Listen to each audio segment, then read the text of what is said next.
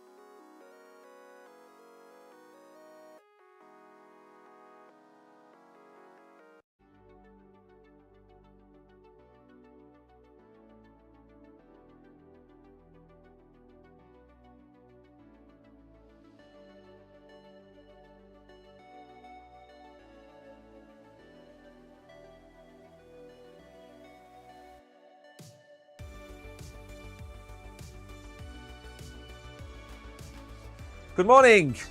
Good morning, everybody. Welcome back to Crypto Warehouse. My name is Mike. It is, as far as I'm aware, the 10th of September, 2024, 11 a.m. Central European Time, 10 a.m. in the UK, probably a lot later wherever you are, especially for Peter in the land of Oz. Good morning, Mags. Good morning, Peter, Kishan, Hidden Agendas. I hope you are all well this morning. Well, we have a busy day, but first of all, it is Gibraltar National Day, and we have a property in Gibraltar.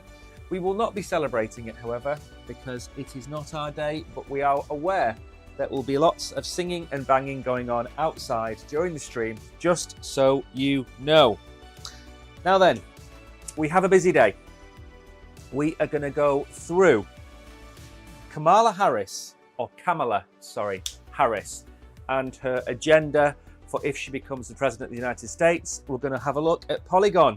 Now we have switched from, what was it called? Matic. We've switched across to Pol as its native token. We're going to look at Doge. We're going to look at Forbes launching a Web3 platform. We're going to look at phantom fees. We're going to look at Quant. And the Quant segment of the show is a review of what Quant does. Now, for those of you that don't know what Quant is, it is something which I personally like, but I don't hold any of it. And the reason I don't hold any of it is because it's just not fancied by people. It has a very low circulating supply, which we're going to cover. The price action hasn't matched up to what's happened in the last year. But anyway, I think it's a solid project. We're going to have a look at it. And of course, title of the show today, Back in the Zone. We have come back above 56.1. We are back in the zone. I kind of thought this would happen today, but again, we're going to look at the charts. Before all of that, of course, we do have plenty of X-Files to look at and plenty of prices to look at as well. Mags is here as well. I don't know if I've said hello to Mags. Good morning. And Peter, who's obviously Australian, is calling her a laughing galah. Now, I don't think that's too bad a term to say. Bitcoin coming in at 57,000 pretty much. Ethereum 2350 should I say. BNB back at 520. Solana having a good 24 hours back at about $135. Again, market cap of crypto back over 2 trillion. I didn't think we'd spend too long under 2 trillion, to be honest. We've seen as far as a come down on Bitcoin in the first week than I was expecting for the entire month. So I was expecting somewhat of a bounce. The volume still very, very low. 68 billion in volume is very, very small. Now, Bitcoin and Ethereum dominance has popped up 0.2% in the last 24 hours. So that is encouraging. I am expecting Bitcoin dominance to go up between now and the end of the year. Let's have a quick look at the 24-hour gainers and losers. ASI, again, solid pick. Dog with hat, not too badly priced at 168. Phantom doing really well. Mantra, getting back towards the dollar. We were telling you to buy it at 60, 70, 80 cents. It's now back at $1. It's doing exceptionally well. Dogs is a waste of time. Casper is doing okay. Stacks is going to be more in the news. I believe they are close to launching some more of their new products. Doge is up 6%. Quite a lot of gainers today, and not too much on the downside. Maker is down a touch. Helium, Starknet, Chainlink is down. Gala, not a lot of losers really. It's been a fairly positive 24 hours for Bitcoin and somewhat for crypto in general. We've had a few interesting conversations.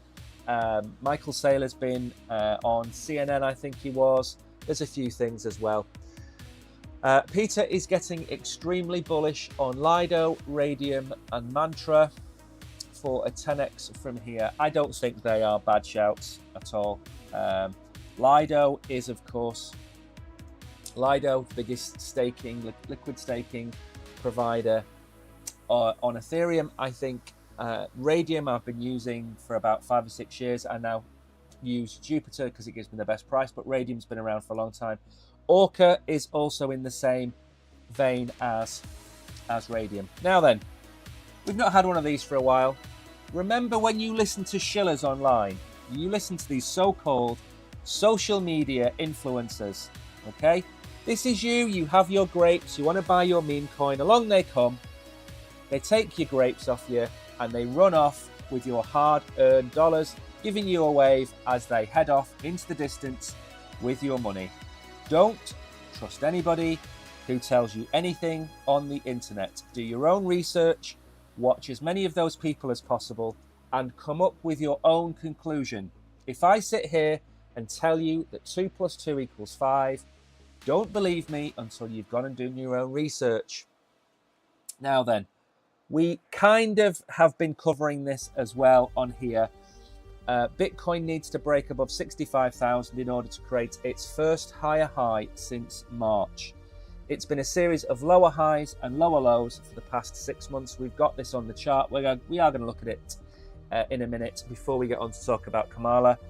And I've got some prices that we need to break through today. I put some of them in the OG Telegram group as well this morning. So there is a few things that can happen today.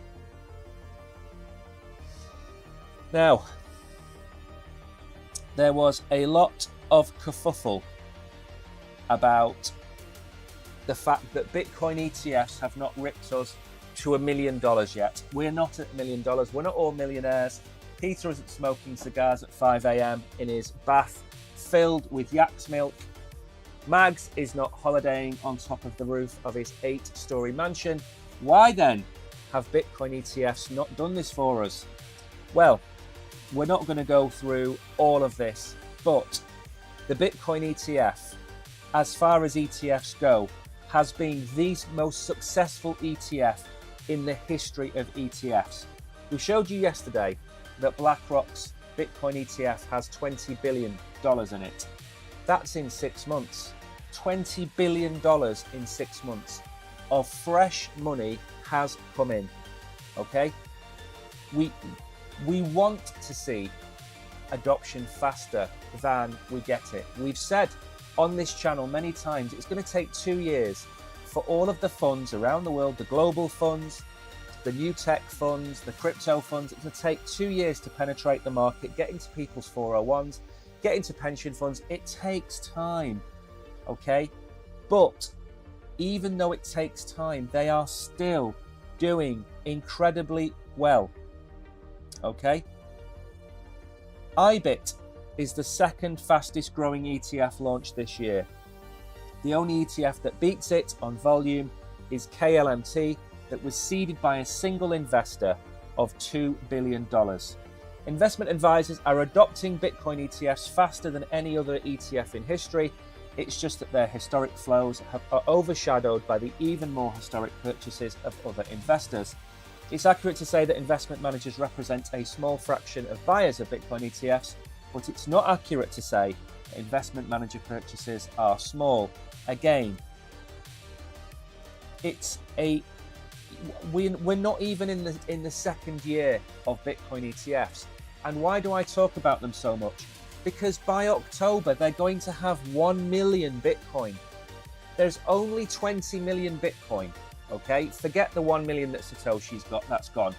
20 million Bitcoin, 1 million of which will be owned by these ETFs within the first year.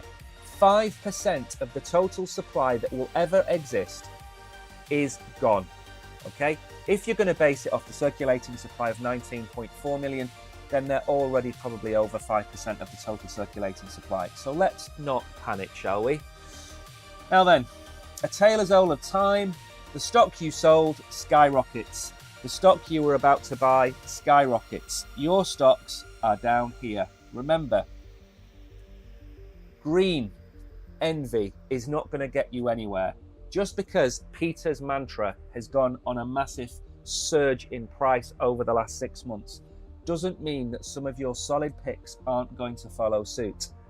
Every coin worth its salt has its own time. I'll take you back to the end of last year, and I said, why hasn't BNB moved? Why hasn't Matic moved? And in 1 week, they both moved more than the entire market put together. Okay? Everything retraces. and everything pumps at roughly the same time, but not at exactly the same time. Within a 3-month period, a 2-month period, if Bitcoin goes to $80,000 tomorrow, not every alt is going to pump at the same rate. Some alts have come further down, they've retraced further, they've got more to travel up. Some alts have got smaller market caps or larger market caps. Nothing pumps at precisely the same rate. And the narrative, real world assets, AI, deepin, they've all got their own time to shine. So just remember, if you've got conviction in your own crypto picks, don't panic that your AVAX isn't going up as fast as, let's pick another one, Doge, for example. It just happens in different cycles. And again, you're always going to feel like you are buying the wrong picks, but you're not. If you're buying those picks at a good price, then why worry about what others are doing? Worry about your own. Keep everything in your own portfolio. Now then, Toncoin. Again, I made a video about 3 weeks ago for the OGs talking about tokens which can change, and things can change the course. And I've said this before about, the Trump incident probably changed the course of just how much he was going to win the election by. I think that the founder of Ton being detained in France has given Ton a massive amount of publicity, and Telegram, of course, but also I think it's changed the narrative of other crypto people about Toncoin. I thought it was overvalued. The value of the project was going up and up, and it didn't seem like it was going to stop. It's now massively retraced, which is a good thing, but it's got 7 million monthly active users now, and look at the spike. Look at the spike since the detainment. It's nearly doubled in that period of time.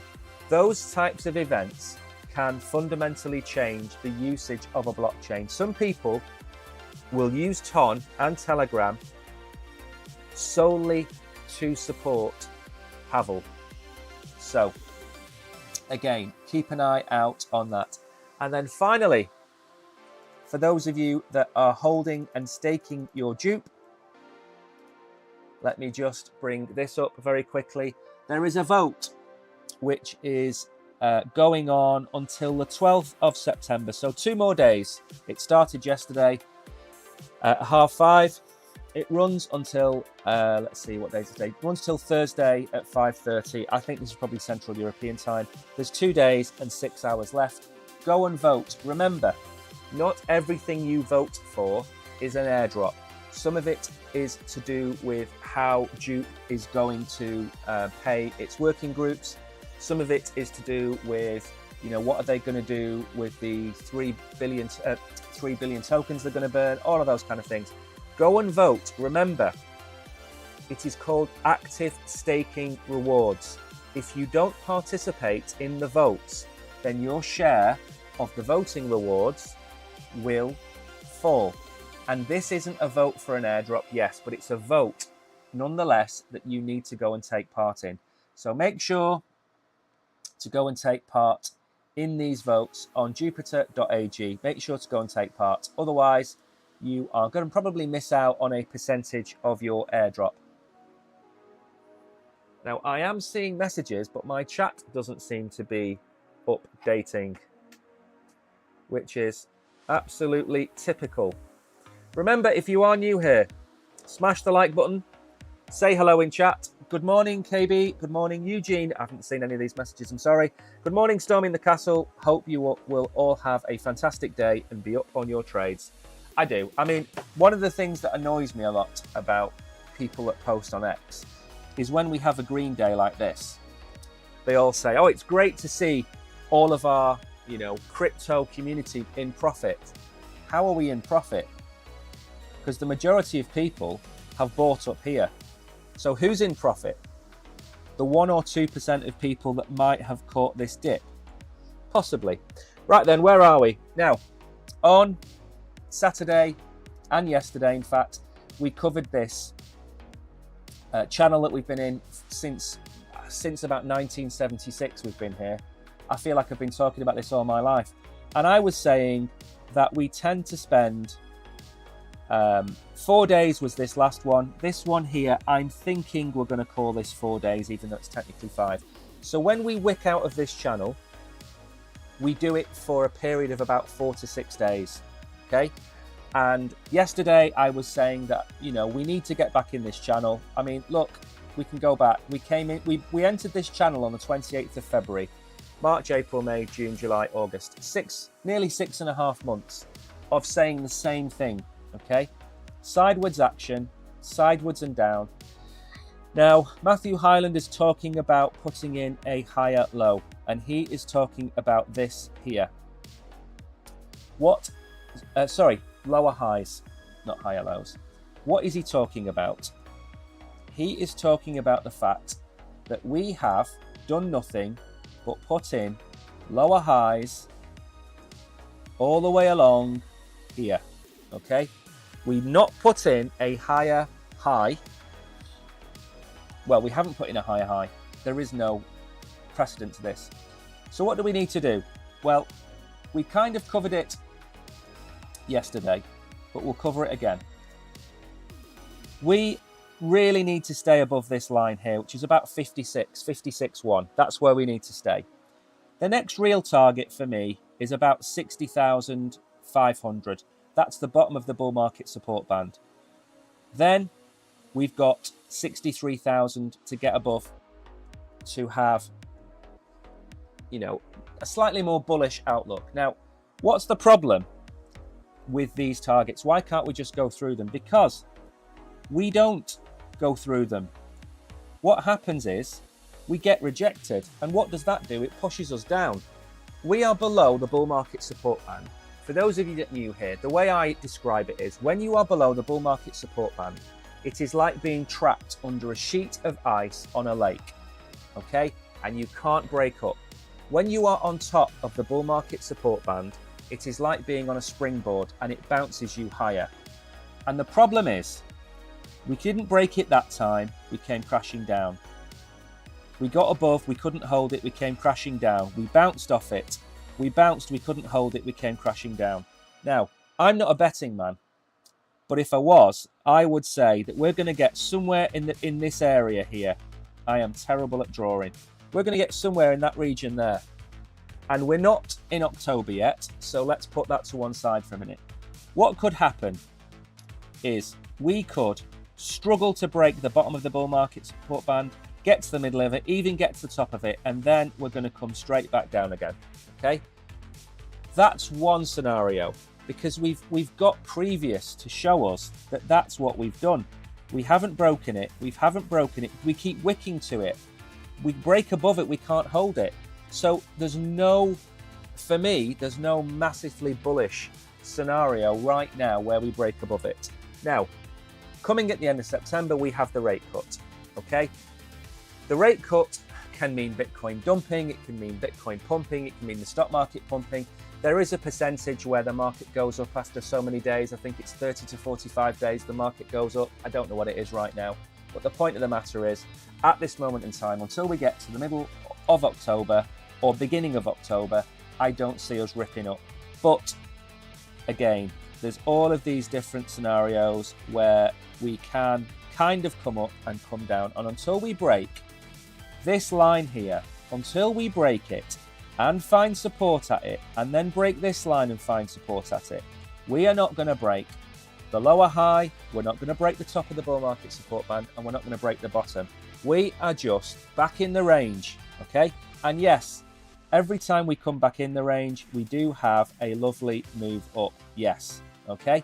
So we are expecting a move up, but they are weaker moves up, and that's why I think we might only get to 60,000 this time before we come back down again. Again, I am no expert and I don't have a crystal ball, but at this moment in time, until we see 63 and then 65,000, there is no bullish news. Okay, we are just biding our time until we get to October, when traditionally, based on the last 3 cycles, we pump. But for the next 3 weeks, it is still pack your bags time. And that's good. It gives you time. Bitcoin gives you all the time you need to stack Bitcoin, okay? we keep having 20, 25, 30% corrections in the price of Bitcoin. And every single time we say, this is a good time to collate your Bitcoin. We were saying it at 25, 35, 45, $55,000. These are good areas to accumulate Bitcoin, okay? Eventually, this time next year, we all want a 120, 140 Bitcoin, okay? But to get there and to actually make those gains, you need to be buying at 50,000 or 55,000. There's no point waiting for us to get to 100,000 and then you buy in. Buy in now, buy in next week, the week after, dollar cost average into Bitcoin. If you do nothing else, if you ignore Ethereum, if you ignore everything else, buy Bitcoin, okay? It's the only real, pure, decentralized, uncensorable asset in the market. And yes, we talk about other coins on here because I happen to like them, but Bitcoin really is the OG. Now then, Harris campaign criticized for ignoring crypto in policy statement. So apparently, and I wasn't there when it happened, they put her policies live in the middle of the night and made no fanfare about it, okay? They snuck it through. So they've talked about semiconductors, AI, and they've talked about the wall, they've talked about all of these other things. Go away. The omission has drawn criticism from several crypto stakeholders who expected her to signal a move towards the emerging industry through the statement.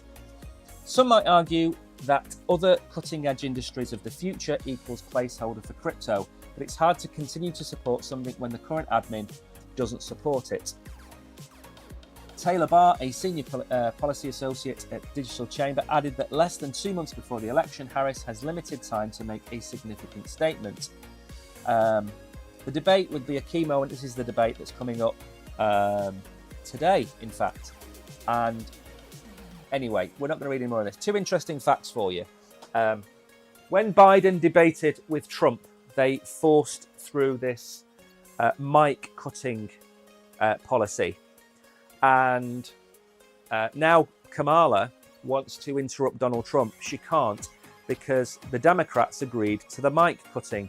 So when she's finished speaking and Trump speaks, his mic will be the only one turned on and she won't be able to interrupt. And they wanted her to be able to interrupt to try and break the flow.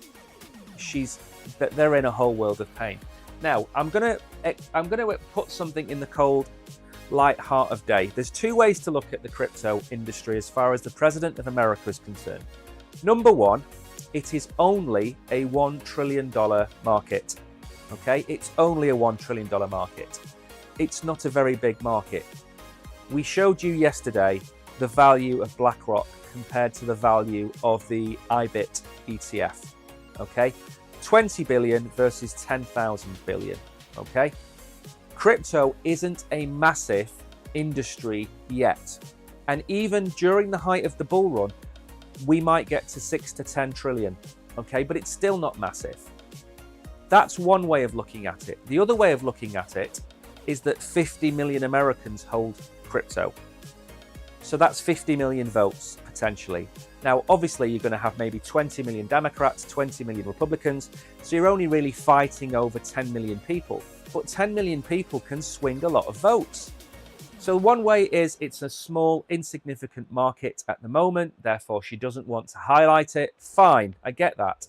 But she's potentially losing out on 10 million votes. And I think that's a problem for her camp. Even Trump, who knows very little about Bitcoin and crypto, has stood there and said, we're going to make America the crypto Bitcoin capital of the world. Read between the lines. I have no idea how that happens, but I have people under me that will make it happen. Trump is an ideas man. He is not a details man. He doesn't care how it happens. He will just say the statements. And then people underneath him will go off. Cynthia Lummis, I believe, is the one that's trying to introduce the bill for the Bitcoin Strategic Reserve. She's the one that's going to probably run with this. So all those people saying Robert Kennedy knows more about Bitcoin than Donald Trump, yes, he does. But Robert Kennedy will never be the president of America. So it's all well and good saying, Michael Saylor knows more about Bitcoin than Donald Trump. He won't be the president of America. So whether it's Kamala or Kamala, I don't know how to pronounce the name, I'm going to murder it probably, or whether it's Trump, Both of them will become the president. One of them, will become the president of America. That's all that matters. It doesn't matter who knows more or who knows less. And my argument is, I think she's missing a trick by not throwing the word crypto in there. And I think that's going to cost her some votes. So, again, I would be very careful about reading any of these polls. I've seen polls showing Kamala ahead by 1 or 2%. I've also seen a poll showing that Trump is 66% versus 33%. So it's interesting. And again, we are less than 2 months away from the election, November the 5th. I don't know how long it takes. I think it takes a couple of days for all of the postal votes to come in and stuff like that. So we'll have to wait and see. It's big news. Anyway, so Polygon. I tell you about this all the time. And I'm very bullish on Polygon because of what they're building. And again, lots of people... I made an XRP video over the weekend, which I told you about yesterday. Lots more people getting involved in that conversation, which is great. And XRP, I see on a different timescale to everybody else. And I think XRP is going to be massive. We're going to talk about Quant at the end of the show. I think that's going to be massive. But Polygon is also going to be massive. Why do I keep harping on about Polygon and not Arbitrum and not Optimism? Well, Optimism has its own benefits, as does Arbitrum. Optimism is being used as like a base code for other blockchains that all sit on top of Optimism. So that's got benefits. Arbitrum has a lot of DeFi going on. That's got benefits. But for me, Polygon is still the biggest layer 2. It's losing market share, yes, but it's still the biggest one. Now, we talk about 3 things. We used to talk about 2, and now we talk about 3 because the market has evolved. Regulation. That's what we talk about. Number 1. What does that mean? It means licensed, audited and regulated crypto businesses. Number 1. Number 2 is adoption. We need crypto to be adopted. And the third one that we've added in the last 12 months has been interoperability. How do all the blockchains communicate with each other? How do they work? How will they work together? We have 30, 40 different spiders webs. We don't want that. We want one spider's web with them all meshed together. And Polygon has a solution.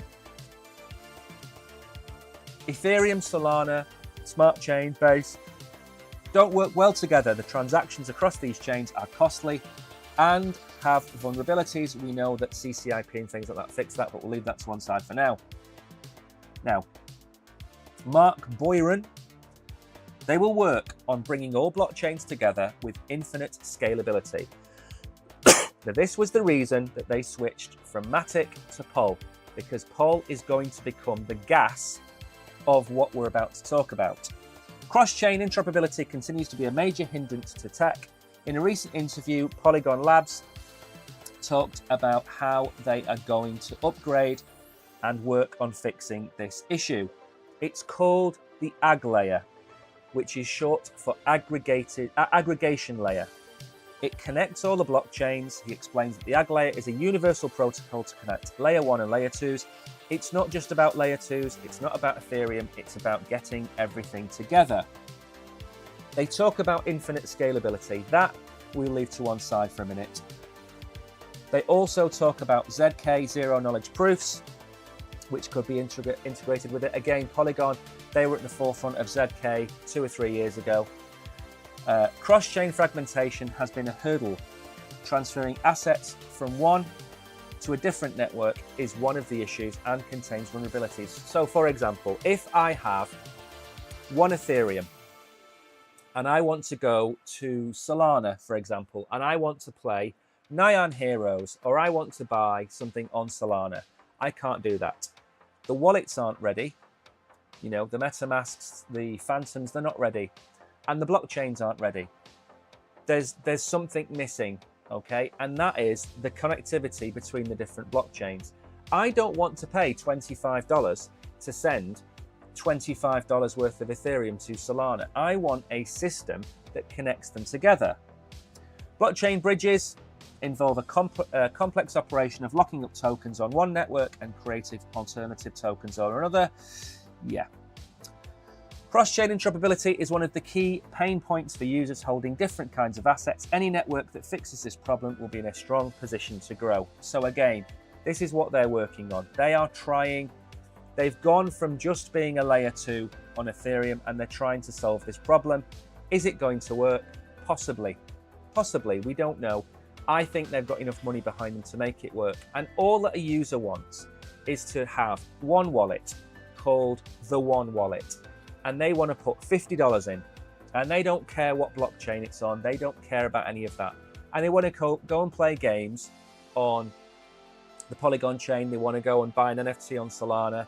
They want to go and do something else on Optimism or Arbitrum or Base, whatever it might be. That's where they're trying to get us to. They don't want to see this fragmentation because it's a pain in the backside. Okay. Right then, we're going to move on very quickly. Just give me 1 second to catch up on chat because my chat is not working. Popcat goes up another 20% and will sell and buy back next dip. Yeah, I'm not convinced on this move either until we break 58.4. Yeah, I don't think we are as strong. I don't think we're in a strong position as people think. Remember, all that's happened is we fell behind and now we've caught back up. We're not in any race at the minute. We're just back in the race, and I don't think we're quite there yet. So yeah, good morning, Solo Sky. Now then, we're not going to look at the poll chart yet because it's only been live for a few days. We'll look at that again, and it's still all messed up. I've got Matic and Poll on one of the exchanges I'm on, so it's not fully gone through. The same way that my FET is, I've still got Singularity, and it's all a bit messy at the minute. Now then, Dogecoin to 15 cents. Analyst explains what could kick off a fresh rally. Now, I'm not going to give you my opinion of Doge until we get to the end of this. Dogecoin has been forming a falling wedge pattern, recently breaking, which may kickstart a new bull rally. Ali Martinez was only commented on him yesterday, or her. Discussed a pattern that has recently been forming in the one-day price action of Doge. The pattern in question is called the falling wedge. A wedge pattern appears when the price of the asset consolidates between two converging trend lines. That's lines that have different slopes and are angled inwards. Depending on where this consolidation is headed, the pattern is termed as falling or rising. Go away and go away. So, Dogecoin has recently been showing a wedge-like consolidation towards the downside in recent months, so the coin may be forming a falling wedge pattern. Below is the chart shared by Ali. Showcases the formation. There we go. So that is Doge. Now, what's interesting about Doge is you can telegraph the price of Doge, and you've been able to do it for about 2 years. And one of the things for me is there's 2 price points for Doge which it just seems to hit and fall away on. One is 19 cents and one is 11 cents. And they're the 2 prices for me that I've always seen Doge trading at. And if it goes below 11 cents, let's say it goes to 8 or 9 cents, you buy it, you see where it goes when it gets towards 11 cents. If it's starting to struggle, you sell, you wait for the retracement. If it's on a breakout, you wait for it to get towards 17 or 19 cents, you sell it, you wait for the retracement. Now, it's been in this pattern. I haven't really looked at, to be fair, I haven't looked at Doge all year. This was more last year and beginning of this year. But for the last 6 months, it's been in this pattern down. And again, Bitcoin's been in a similar pattern. Lower highs, lower lows, just trending down, trending to the side. When Bitcoin rips, everything else will go with it. And at some point, these charts will come true. Let's go on very quickly. I don't think I've looked at Doge in such a long time. I really don't. I'm not a fan of this coin. I can't stand it. It's got no maximum supply. It's being printed to infinity. I just don't see whereabouts you would enjoy holding Doge. In fact, yeah, we haven't looked at this coin probably. I don't know when we would have drawn this, but quite a while ago. But we drew 2 lines on here, which seem to have held up. That is the 13 cent and the 16.6 cent range. Again, if you look here, this is the 19, which is that fib level there. It's about 19 cents. And the other one that we look at is again about 11. Let's drag it down a bit. About 11 cents there. So they're the two lines that we always look at. And 11 cents for me is just I don't know why. It's not a fib related thing, but Doge always has an 11 and 19 cents in my head. Again, I'm not going to hold this coin. It's not even in my top 5 meme coins. It's overvalued. It's got no maximum supply. It's been printed into infinity. The story of Elon Musk and Dogecoin becoming proof of stake. I picked Dogecoin to be the big winner at the end of last year because I expected the news from Elon Musk to come out and it never did. So we're in the same situation 12 months later. It's a trash coin. If you're going to go and buy a meme coin, there's better meme coins to buy. Anything for me between 300 million and $1 billion is a meme coin that I would look at for the next bull run. I wouldn't look at SHIB. I wouldn't look at Doge. I wouldn't even look at Pepe anymore. Bonk and maybe Dog with Hat, they'd be the top ones there. Mew, Popcat, Brett, certainly it's the biggest project on base. They're the coins to look at for this bull run. What you got to ask yourself is, especially when you look at Dogecoin, so bear in mind it's being printed into infinity. Okay, Dogecoin has a value of 15 billion. Where is it going to go? Do you honestly think that Dogecoin is going to go to $150 billion in this bull run? Nope. Do we think it might hit 30, 45? Maybe. So what's that, a 2 or 3x for a meme coin? When you've got the likes of Tron, which is starting to change shape and direction. You've got Avalanche down there. You've got Chainlink.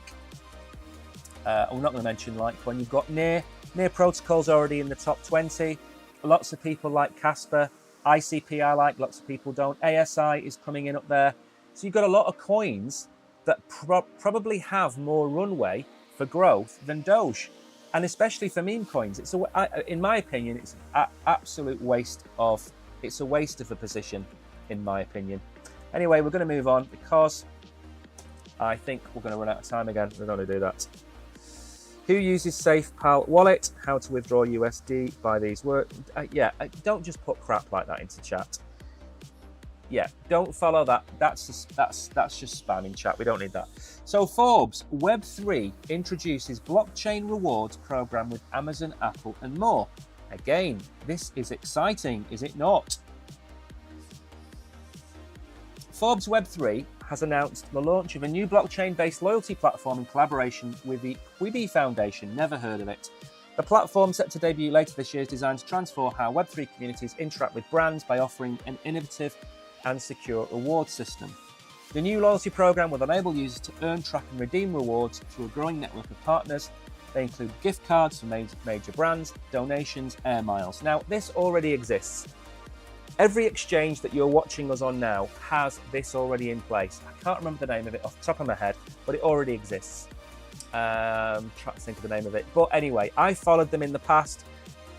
You can buy gift cards with your crypto. You can buy gift cards and send them to people. It's been around for at least the last 3 or 4 years. So I imagine this is the same kind of thing they're going to integrate on here. So blockchain tech will be central. Very good. The Quibi Foundation, known for its expertise in creating and managing blockchain-based loyalty tokens. Again, I've never heard of it. Attendees of the Crypto Carnival in Singapore, which will take place on September the 19th, during the Singapore Token 2049 event, will have the opportunity to preview the platform and receive 4-3 points. The initiative follows Forbes' recent partnership with an exchange aimed at providing users with quick access to the Web3 community. Again, it might not be the most revolutionary and it might not be the most well-used rewards program, but remember, probably within the next 5 years, Visa, MasterCard, American Express, they're all going to have rewards programs. You know, we've seen the news of, is it MasterCard have teamed up with MetaMask to offer debit cards connected to your MetaMask wallets. It's coming. And like we say with crypto, it's nowhere, then it's everywhere all at once. I'm old enough to remember the internet revolution. You had nobody talking about it, and then every single advert on TV had a website address. It's going to happen the same way. It's going to happen while you're asleep. You're going to wake up one morning, you're going to pour yourself a cup of mint tea or coffee, you're going to turn the TV on, and you're going to have your morning show talking about Bitcoin ETFs or Polygon coffee rewards or whatever it might be. It will just happen and you'll not notice. 3 years ago, could you ever have imagined Donald Trump saying the word Bitcoin? Absolutely not. Would you ever have Robert Kennedy, Donald Trump, Vivek, I'm not going to try and pronounce his surname, talking about it? Would you have tickers on CNN? None of that would have happened 3 or 4 years ago. That's how far we've come in 3 years. Where are we going to be in 3 years' time? We've got a Bitcoin ETF. We've got an Ethereum ETF. We're more than likely going to have an XRP or a Solana one or Chainlink one in the near future. We've come a long way. You haven't noticed it. Phantom attacked over swap fees, reigniting Web3 revenue stream debate. Now again, I use Phantom. I don't care if I pay fees on Phantom. Why not? Because everybody has to make money. Nothing is free. And if everything is free, then you are the product. Why is Facebook free? Because they market to you. Why is Instagram free? Because you get marketed to. You are the product. So if Phantom is taking fees, I genuinely don't care. Some disgruntled community members attacked Phantom. Voices across the Solana ecosystem came to the wallet's defense, reigniting debate about business models in the Web3 world. The supporters argued that the platform has a right to generate revenue. Of course it does. In an industry where meme coin pre-sales raise over $40 million, is it fair to attack businesses providing essential services for charging easily avoidable fees? Of course not. It's 0.85% swap fee. Now, I can tell you right now, there are certain exchanges out there that have mobile apps. And those mobile apps have a spread of probably about 1.5%. So if you wanted to buy, you can try it yourself. Go and try and swap $100 of USDC for $100 of USDT on your mobile app and see what your exchange charges you. I guarantee you, you're going to get less than $99 unless you do a spot trade, of which you will still pay about 0.2%. Okay? That 0.85 swap fee, don't forget, they are also paying Radium or Orca or even Jupiter or Meteora. They will already be paying a percentage of that. That's not 1% for them. That's their bit on top. Maybe they're paying 0.25 or 0.35 and they're taking 0.5%. Who cares? It's convenient and it's quick.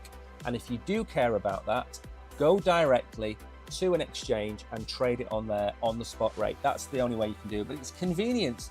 You go to your local shop to buy a loaf of bread or a bag of rice. It's probably going to be what, 10, 20, 30% more expensive than going to your big supermarket.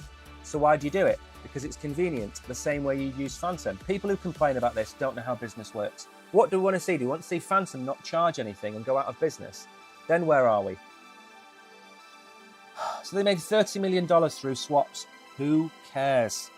Genuinely, who cares? Good for them. Comparisons between wallets and DEX aggregator Jupiter only added further fuel to the fire, spurred on by stagnant market conditions. This is ridiculous.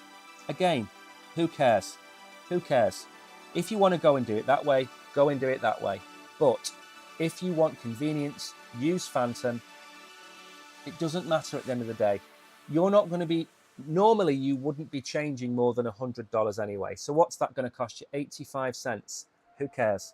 Again, I'm going to stick up for Phantom because it's ease of use. That's what we want. Now, I've left myself some time, which is good. Let me just very quickly check this. Remember, if you're new here, I haven't said anything. I haven't said anything today. Make sure to smash the like button. Say hello. Type a comment in chat and let me know that you're here. Because you know we are beholden to interactivity with you guys. If we don't get, hang on a second, let me get to the actual place I'm trying to get to and not click several links. Now then, I've left a bit of time at the end of the show for this, and we might not end up going through an awful lot of this, or we might end up answering your questions. So just to very quickly show you quant. Now again, full disclosure, I do not hold any quant. I don't hold it, okay? And I'm not advising you to buy it either, because the price action has been pretty naff, okay? There's the price action. Now, what's exciting, or not exciting, depending on who you are, about this is that all of your amazing social media influencers that were telling you about quant were telling you that they were buying it at $90 and $100 and it's going to go to $500. And yes, I do think it has that value. But at the minute, let's look at the tokenomics. The total supply is just over 14.5 million. So there's not a lot of them. So people like Peter, who like coins with low circulating supplies, this is a coin for you. So 14.5 million, okay? The market cap is 1 billion. Now, I'm going to premise this by saying I don't think the price action of this coin represents the true value of the project. But you have to wonder why this project is like this, okay? So let's just put this into context. 3 years ago, 3.5 years ago, this project was about $40. So it's gone up 75% in 3 years. It wicked all the way up to $400 for what, a day? It spent most of its time between $50 and $110. So it's right pretty much slap bang in the middle of where we are now. So there's the bad news. Now, what does quant do? And why am I doing this? Well, I haven't done one of these for a while, and I don't normally do them live, but I want to show you two things, the website, and then I want to show you something to put it into context of what this can do. Okay, so let's get rid of that for now. So quant claims to be the foundation of digital finance. Assets of all kinds, from sovereign currencies to funds, are being tokenized on the blockchain. Financial institutions, enterprises, and their customers all benefit from assets whose ownership is immutable, provenance is traceable, and use is programmable. Entirely new digital economies are emerging as a result. Our patented tech makes this simple, trusted, and future-proof. And there is a lovely picture of, I think that is London. We help our customers dramatically reduce their time to market, create new revenue lines, and mitigate risk. And these are the people that they are targeting: financial institutions, enterprise, partners, and developers. Obviously, all have their different sections on here. Why quant? Interoperability, ease of use, adaptability, security, resilience, and programmability. It's the same kind of stuff you would see on a lot of different websites. You know, real world assets, I think, have stolen the spotlight from quant to some degree. But again, I'm not seeing the reason why this project is doing so badly.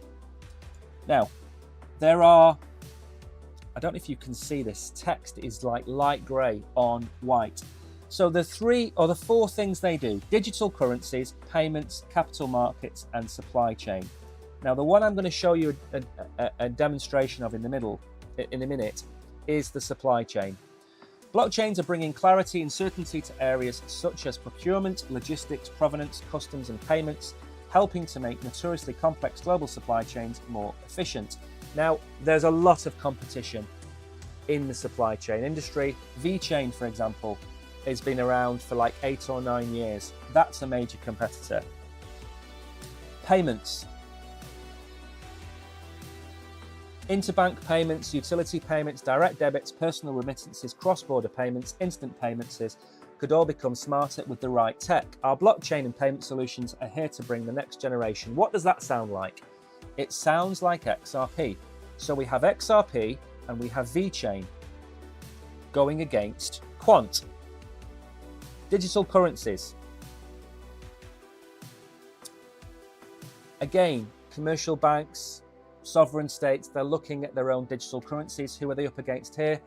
Is it Hedera and XRP are working together on CBDCs? So again, they have competition here. I'm making this sound a lot worse than it is. I'm going to admit that. Capital markets, funds and the asset classes they invest in, including equities, fixed income and alternatives, are tokenized. Issues are connecting with ever larger pools of liquidity and new investors. Who are they competing with here? BlackRock, Ondo, at some point in the future, not what they're called, Mantra. Then we have Swarm, who we talk about a lot on this channel. Swarm, again, no affiliation. We are not sponsored by Swarm. I think it's a cracking project based in Germany, very small market cap. So the problem that Quant has is not what it does, but who it goes up against. That's the problem for Quant. Very good channel with solid insights. Can't wait to watch your subs grow accordingly. It would be nice to watch our subs grow accordingly, but at the minute we're in a bear market, and you know what that means? Nobody watches the videos. So now that's a brief overview of Quant. I'm going to very quickly show you this. Now, I made a video about Quant maybe a year and a half ago. Now, you're not going to be able to see this in any great depth because it's such a massive screen. So what Quant claims to be able to do: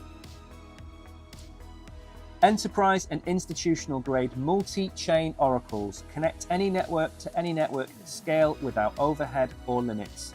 Treaty contracts deploy, query and execute multi-chain smart contracts. Create applications that deploy and connect across multiple blockchains. Now, these are all the different blockchains. That is the Overledger. The Overledger is a scalable peer-to-peer network with layer 2 payment channels. Now, all of that is very unexciting, but this is the Overledger network, and this is who they are connecting with. And you're going to recognize a lot of these names on here. Of course you are.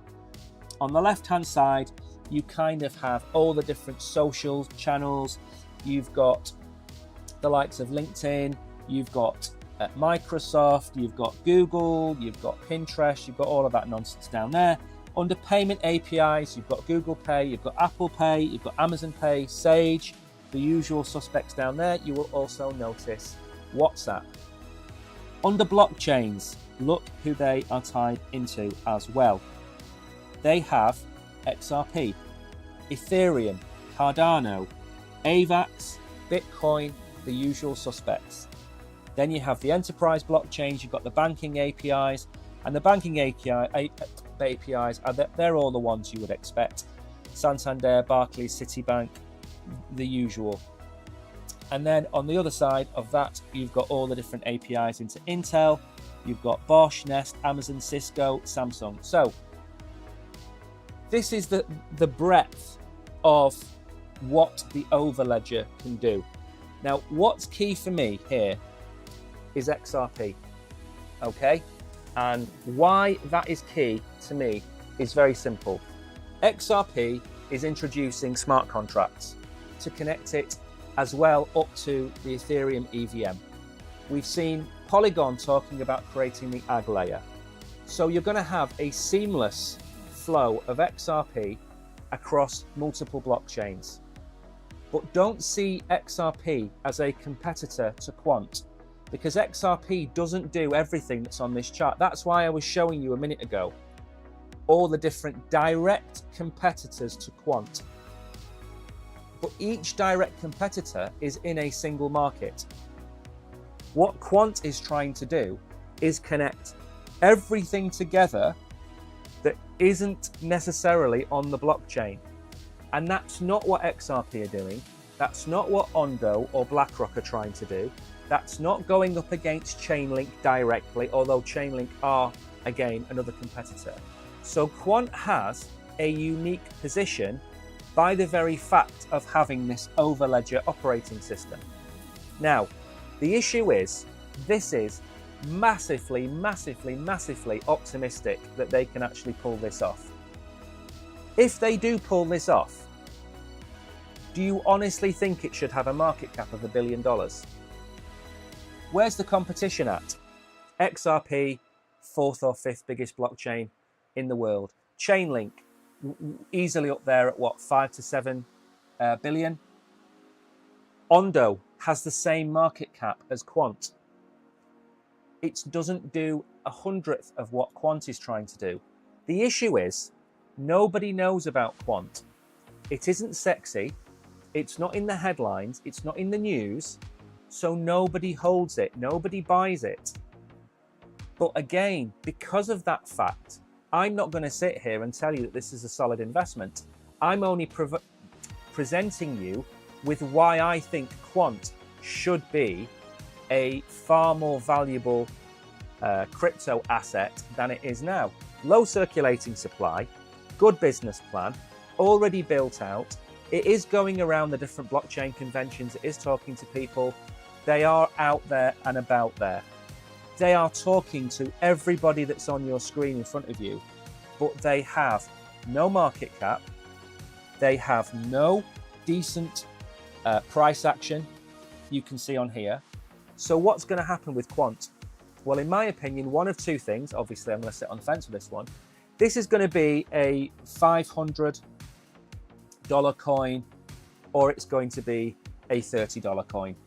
And I don't keep up enough with quant to know which direction it's going to be in, because it's such a large project and such a large undertaking that we don't know. Chainlink have been doing this for 4 years, trying to get interoperability on and off ramps. XRP have been going at it for 6 years, 5 years, or however long it might be, a long time. Quant has only really started 4 years ago, and then it really started to take off. So again, this could be a dead project, but everything, and again, I have looked at their social media account as well. We go and have a look at Quant just to show you. They are active. And again, one thing I must stress, stress this at the start, I don't hold Quant. I am not being sponsored by Quant. I'm showing you a project that I really like the look of. I don't hold it because I don't think the price action's there. So as you can see, they are active. They are talking about what they're doing. They are presenting all the time.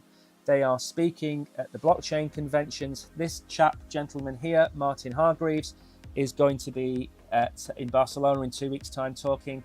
So they are out there, okay? They are still, they're going. They are an active business, and you will probably see their name pop up from time to time. But if we go back 1 second, just to kind of explain one thing. This price action against this website, against that ambition, there's something missing. And maybe there's going to be an announcement in 6-12 months' time where Quant has partnered with the American Banking Institute, the European Banking Institute, the UK Banking Institute, the North America, the South America banking institutions to use Quant in partnership with XRP. Maybe that's going to be the breakout for them. But for me, there's just something wrong. And like I said, the price action's just not there. So anyway, that's Quant in a nutshell. I told you I'm never going to come on here and I'm always going to give you my opinion. And my opinion is I'm not buying this token because there's no price action to warrant it. It's a very ambitious project. And yes, if it's at $1,000 in, I don't know, a year's time, it wouldn't surprise me. But it also wouldn't surprise me if it's at $72 in a year's time. That's the issue with some of these projects. Maybe, as I've said before, with some of these projects, maybe they're not this bull run. Maybe they are 2029. That is the case. Some projects, it's like you go into a soccer season, a football season. It's all well and good winning the first 10 games of football, but if you're crap for the rest of the season, you're not going to win the league. The teams that win the league primarily come good with 2 or 3 months of the season to go. We are getting to the end of the season, and the likes of Chainlink and XRP, anything that's in the top 20 at this moment in time is ahead of Quant. The momentum is with Ton. It's not with Quant. And again, maybe they're going to be absolutely massive in 4 years' time, but I just don't think they're going to have this bull run. Anyway, look at that for timing. We have absolutely nailed it. It is 11:59. I believe. So very quickly, let's go and have a look at the Bitcoin price one more time. 57.1. So we held 57,000, which is nice. We do need to break up. I do think we need to break up towards 60,000 to even get anywhere. I think if we get rejected at 58,000, which we did yesterday, then I think we could come down a bit more today. America opens in 12 o'clock. America opens in 4 hours. Let's see where we go today. Thank you, everybody, for tuning in. As always, it is great to have a crowd of talkative, chatty people. Solo Sky, Peter, Storming, KB, Kishan, Mags, Hidden, thank you all for tuning in. It is National Day, so I'm probably not going to make a video today, but that doesn't stop you from going and watching my XRP video that I made. So take care, everybody. Have a great day. I'll see you in the morning.